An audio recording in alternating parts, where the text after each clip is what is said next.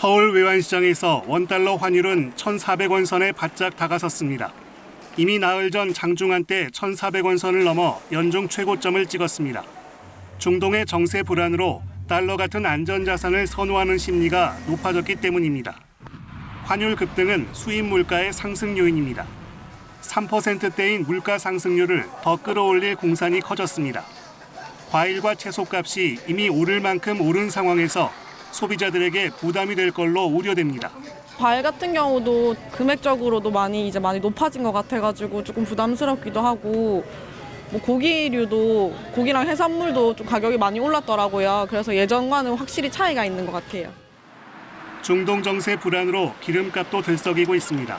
전국 휘발유 값은 그제 5달 만에 리터당 1,700원을 넘었습니다.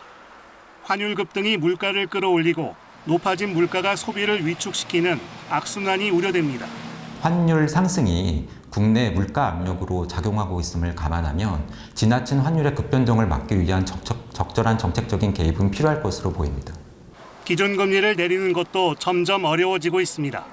물가 상승률이 2%대로 안정된 뒤에나 생각해 볼 수 있는 카드이기 때문입니다.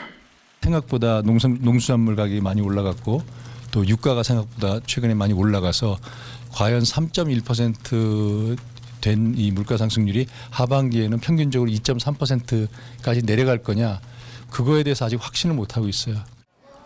고환율, 고물가, 고금리에 이른바 신삼고가 올 수 있다는 우려가 나옵니다. 하반기에 가면은 물가가 안정적인 수준으로 하향 안정화가 될 거다라는 당초의 전망은 아직까지 유효하고요. 그렇지만 이제 그러기 위해서 저희가 여러 가지 노력들은 해 나갈 것입니다. 유통 마진이나 단계의 축소, 그리고 수입 농산물의 수입원 다변화와 같은 중장기적인 대책들을 효과가 나중에 나타나더라도 당장 추진해 나갈 필요가 있을 것으로 보입니다. 중동발 3고 위기가 올 수 있다는 우려가 큽니다. 어느 정도의 유예는 이미 반영된 만큼 시장에 미치는 충격은 제한적일 거란 반론도 있습니다. 커다란 대외 변수가 생긴 건 분명한 만큼 그 어느 때보다 면밀한 정책적 대응이 요구되고 있습니다. KBS 뉴스 김현경입니다. 우리나라의 먹거리 물가 상승률이 OECD 회원국 가운데 3번째로 높은 것으로 나타났습니다. 과일과 채소값이 급등한 탓인데요. 그래도 이 인플레이션이 오래 가지는 않을 거라고 전망했습니다. 박찬 기자가 보도합니다.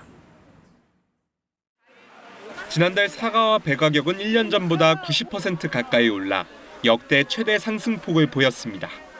경제협력개발기구 OECD는 2월 우리나라의 식료품과 비주류 음료 물가 상승률을 6.95%로 집계했습니다. OECD 평균보다 높은 수치로 35개 회원국 가운데 3번째로 높았습니다. OECD 회원국은 러시아 우크라이나 전쟁이 촉발한 인플레이션이 잦아든 반면 우리나라는 과일과 채소류 가격이 급등한 영향입니다. 반면 한국의 인플레이션 고착화 정도는 낮은 것으로 평가됐습니다. 이코노미스트지에 따르면 농산물과 석유류를 제외한 근원 물가와 기대 인플레이션 등을 고려했을 때 한국의 인플레이션 고착화 수준은 G7 등 주요 10개국 가운데 2번째로 낮다고 분석했습니다. 인플레이션이 오래가지 않을 거라는 뜻입니다. 정부도 하반기에 물가가 2%대로 안정화될 거라는 기존 입장을 유지하고 있습니다. 우리가 근원 물가 자체는 계속 안정적으로 가고 있기 때문에 하반기에 가면은 물가가 안정적인 수준으로 하향 안정화가 될 거다라는 당초의 전망은 아직까지 유효하고요.